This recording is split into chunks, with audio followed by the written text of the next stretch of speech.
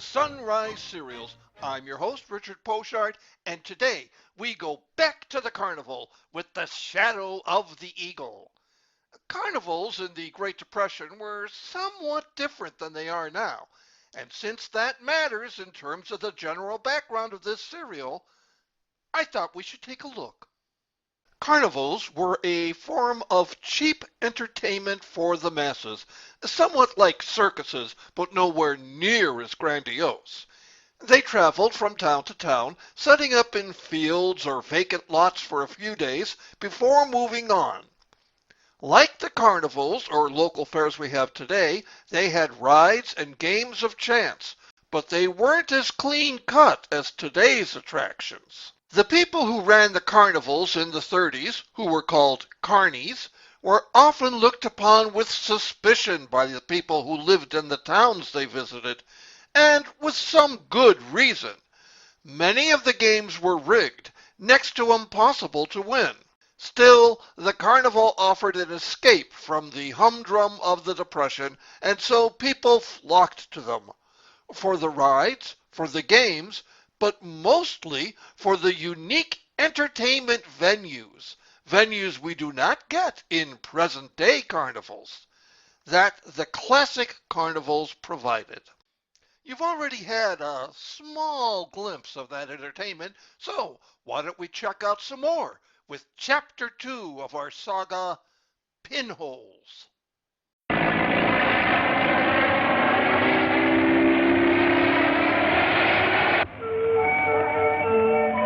Somehow, this opening music is not evoking the same thrills and excitement that the Chapter 1 opening music evoked.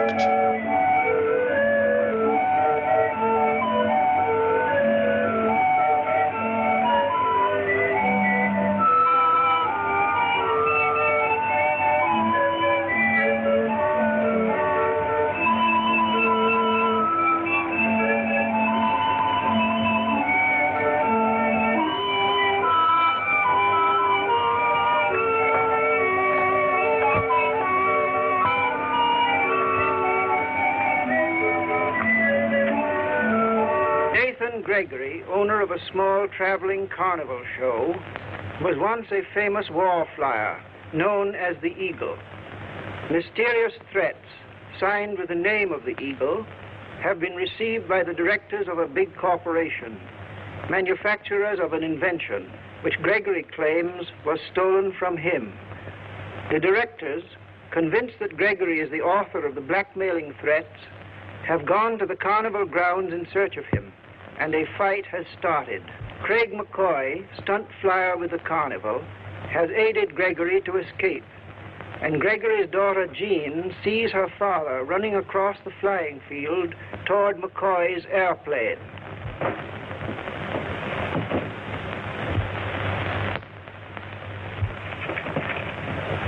Help, Craig!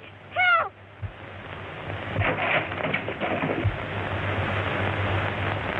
Can't hang around! I gotta catch a plane!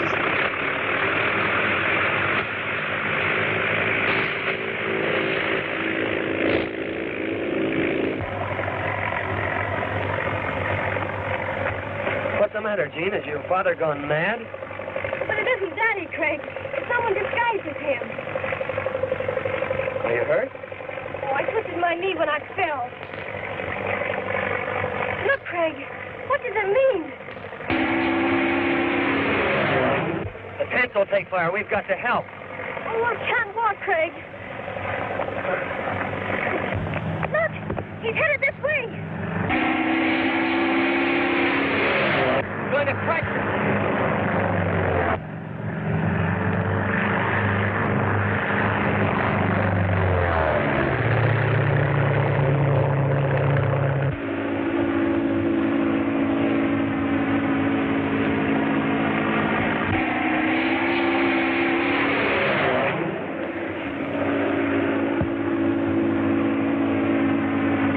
You're right, Gene. That couldn't have been your father.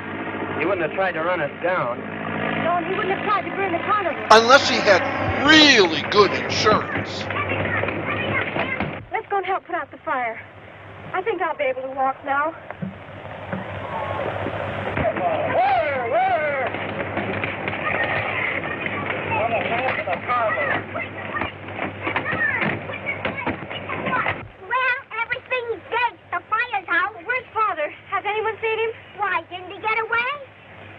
No, it was someone disguised as him.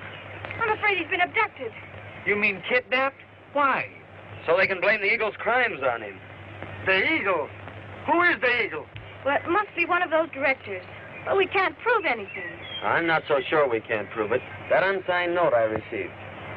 Maybe we can trace that to its source. How can you, Craig? Come along, Billy. We've got a lot of work to do. Okay, Craig. Where are you going? To the factory. You mugs notice who always gets called on when there's something important to do.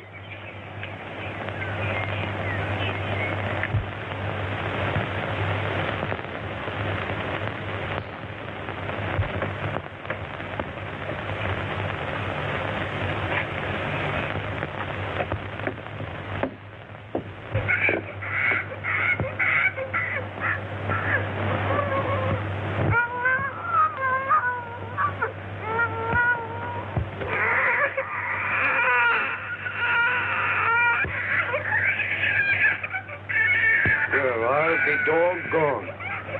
Poor little shaver.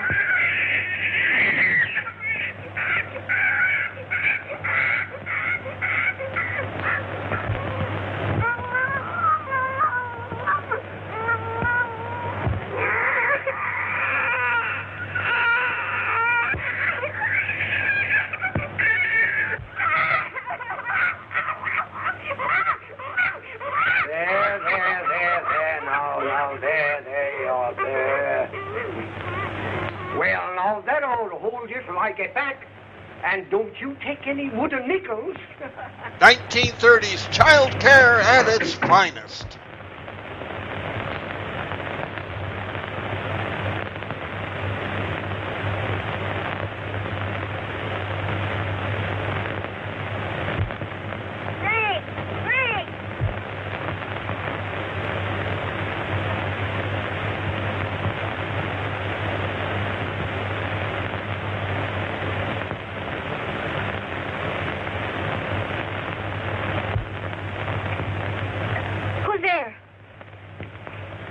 What do you want? What was that? A shot. A shot.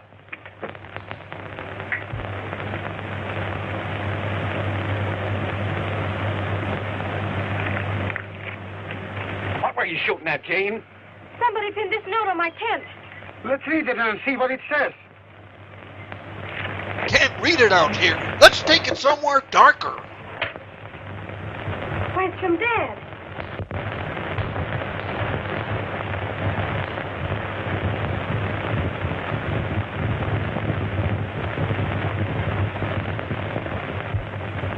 Are you sure it's your father's writing? There's something phony about this. The skipper ain't yellow. Why, he'd never cry quits.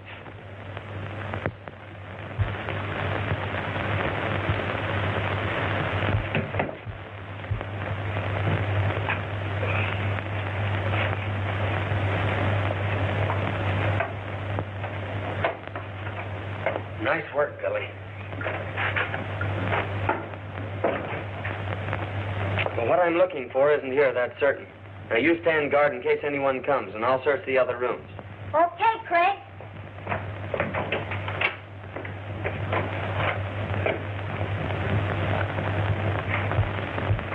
I don't know what to do, whether to follow these orders or not.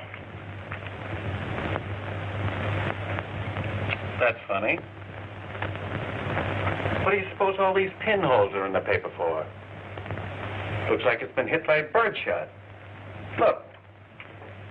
There's one under the T. And look, another under the O. F-O-R-O-N-E. Wait a minute. You're spelling words. It's a message. Look. W-A-T-E-R-S-T. That might be street. It is. 241 Water Street. H-E-L-P-Q-U-I-C-K. Don't you see? Someone made him write it, and he took this way to let us know where he is. That's it. I knew the skipper wasn't yellow. Come on, let's get going. Oh, but we can't all go. Honey and I'll be enough. You've got to stay here to open the show if we don't get back in time. We're going what I was after. What is it? It's a desk calendar, and it's a director's. You stay in the next room, and if I need help, go for it.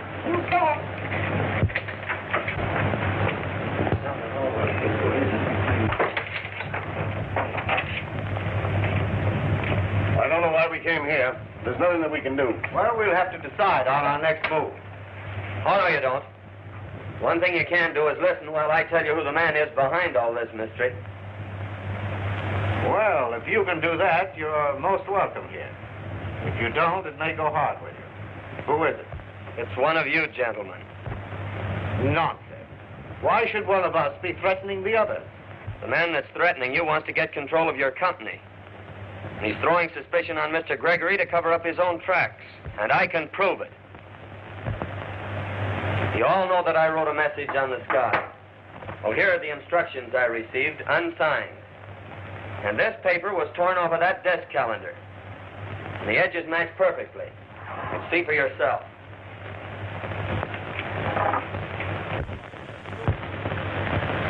It's true. They match exactly. Gentlemen, I resign. I can't afford to be connected with an organization that is founded on crime. I'm through. You're not through, Ward. As far as we know, you may be the Eagle yourself. Why? I'm sorry, Ward. But get this. We got into this mess together, and we're all going to see it through. Innocent men don't run. Well, now, just a minute. Whose office did you find this in? I don't know whose it is. The pad was in that room. Why, that's Clark's office. Why, Clark couldn't have been the Eagle. The Eagle killed Clark right here in this room last night. Are you sure that Clark was killed? By George, we're not sure. Why, we saw him right there on the floor. Yes, but when we came back from searching the corridor, the body was gone. You mean it may have been a trick to throw us off the trail? Why not? It wasn't a trick. There's a blood spot where he fell. Are you sure that's blood?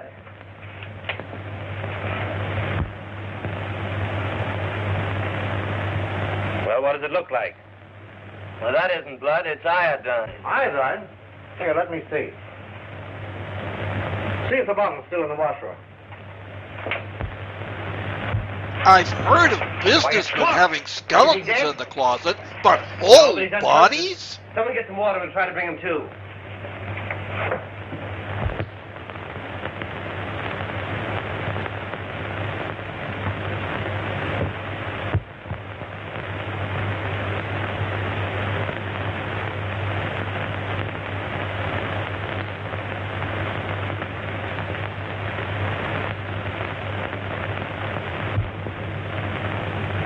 Well, now that we've got Gregory, how are we going to make him talk? Wait till he comes to.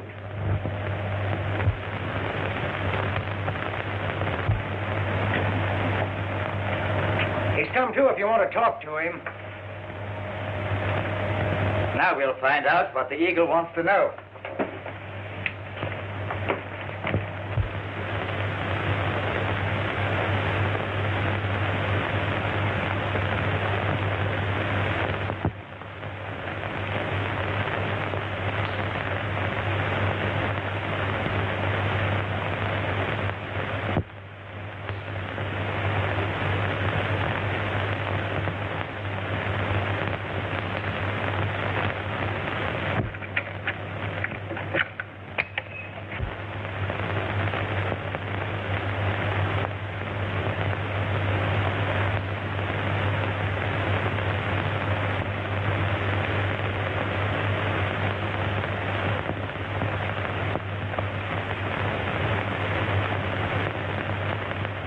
So you won't talk, eh?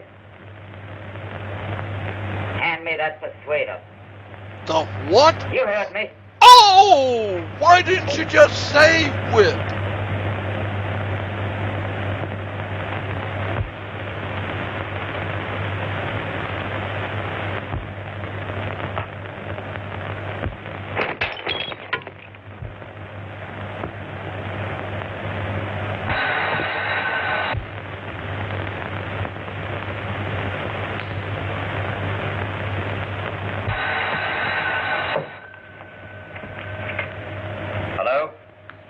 Okay, boss. Just a second. Go ahead. Okay, I got you. McCoy's at the factory, and he's getting too close to the truth. But what are we going to do? Throw a wrench into the machinery. Well, if you didn't write this, how does it happen that McCoy proved that it came off your own desk pad? Well, because he wrote it himself. What? Wrote it himself? Yes. When I came to last night, I was lying on the floor in my office. And he was bending over the desk, writing on the pad. Well, that's a lie. Here, wait a minute. It was he that tied me up and put me in the closet. Yeah? You're a little... Wait a minute. Let me You're a get little my quick line to out work, at least. McCoy. We were right all along. Gregory is the Eagle, and Mr. McCoy is working with him. Hello? You stand in the shadow of the Eagle. Unless McCoy walks out of the factory, a free man, one or all of you will suffer the consequences. It's the Eagle, demanding McCoy's release. How could he know that we had him? Get away from that phone.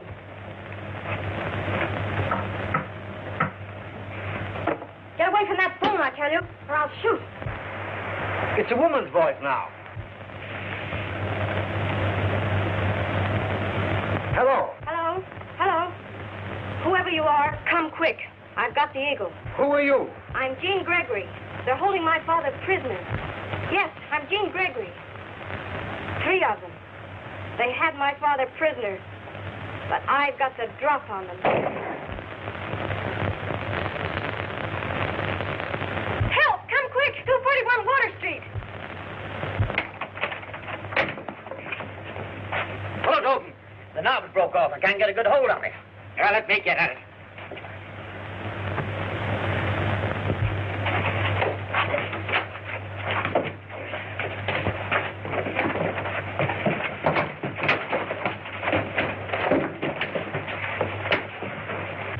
Hello!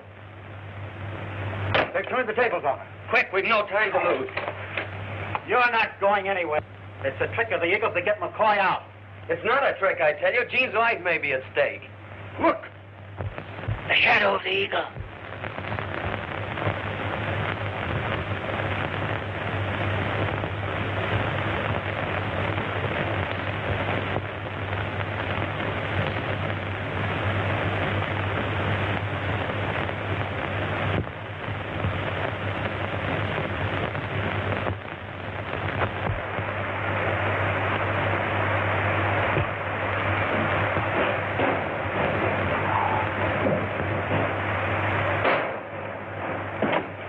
Come on, Billy. We got one chance to save Jean. There he goes. We can beat him to the yard by the stairs. Come on.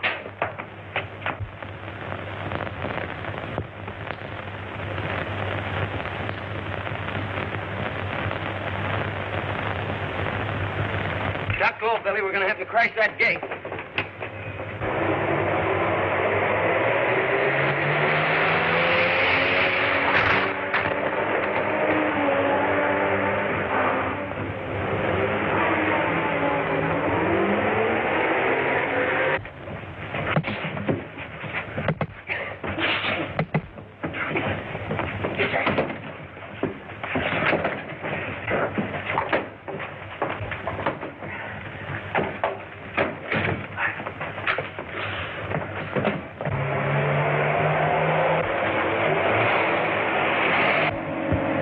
They're gaining on us. You gotta throw them off.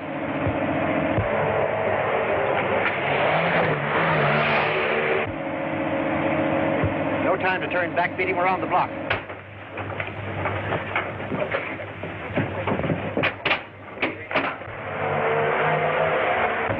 That's great. You lost them.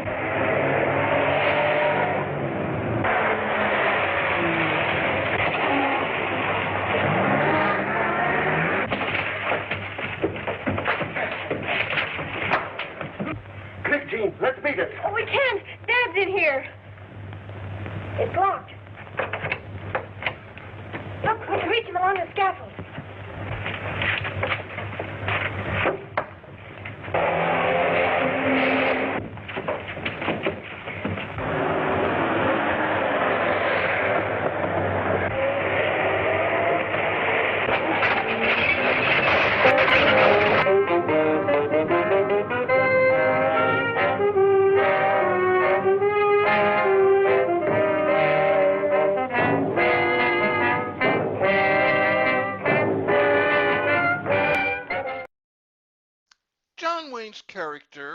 Craig McCoy was the Daredevil act, usually the highlight of any carnival.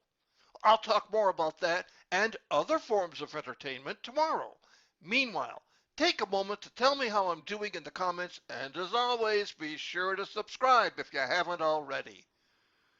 Are these the most indecisive men who ever ran a business? Does Gene harbor a secret love for the strong man? Do McCoy and Little Billy moonlight as Mutt and Jeff? Come back tomorrow for Chapter 3, The Eagle Strikes. Hope to see you then.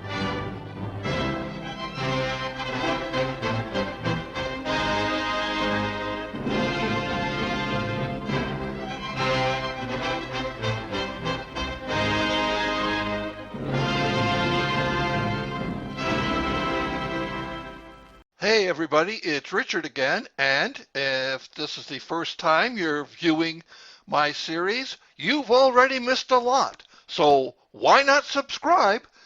And that way you'll never miss another exciting cliffhanging moment. Subscribe today.